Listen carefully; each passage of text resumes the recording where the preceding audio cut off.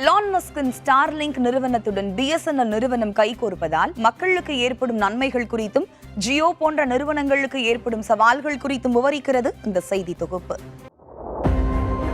உலகின் மிகப்பெரிய பணக்காரரான Elon மஸ்கின் Starlink நிறுவனம் செயற்கைக்கோள்கள் மூலம் தொலைத்தொடர்பு சேவையை வழங்கி வருகிறது.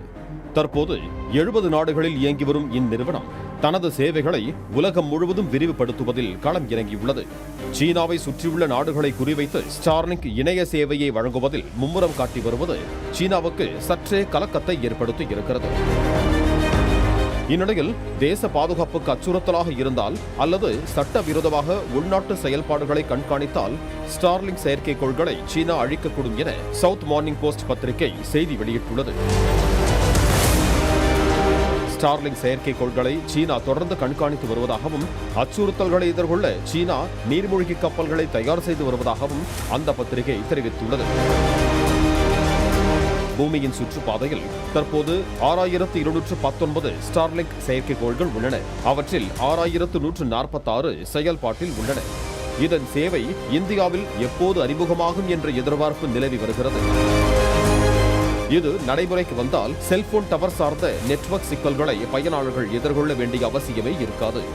இந்திய தொலைத்தொடர்பு சேவையில் 5G சேவை பெரும் மாற்றத்தை நிகழ்த்த இருக்கும் நிலையில் பிராட்பேண்ட் சேவையிலும் முக்கியமான மாற்றங்கள் நடக்க உள்ளன.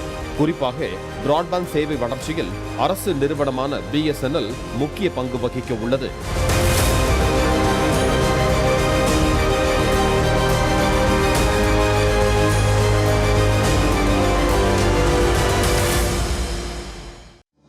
மத்திய தொலைத்தொடர்பு துறையானது ஸ்டார்லிங்க் சேவைக்கு அனுமதி அளிப்பது குறித்து பரிசீலித்து வருவதாகவும் விரைவில் இந்தியாவிலும் ஸ்டார்லிங்க் சேவைக்கான உரிமம் வழங்கப்பட இருப்பதாகவும் தகவல் வெளியாகியுள்ளது.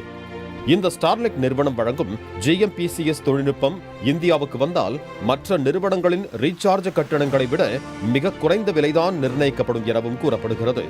மேலும் ஸ்டார்லிங்க் நிறுவனத்துடன் கூட்டு சேருவது குறித்தும் BSNL நிறுவனம் பரிசீலித்து வருகிறது. அதே நேரம் BSNL நிறுவனமும் ஸ்டார்லிங்க் நிறுவனமும் இணைந்து தங்களது சேவையை விரிவுபடுத்தினால் ஜியோ, ஏர்டெல் ஆகிய நிறுவனங்களுக்கு கடும் போட்டியை ஏற்படுத்தி திண்டாட வைக்க முடியும். அதனால்தான் ஸ்டார்லிங்க் நிறுவனத்தின் இந்திய வருகை என்பது ஏற்கனவே இங்கு தனிக்காட்டு ராஜாவாக இருக்கும் மற்ற தொலைத்தொடர்பு நிறுவனங்களுக்கு கலக்கத்தை ஏற்படுத்தி இருக்கிறது.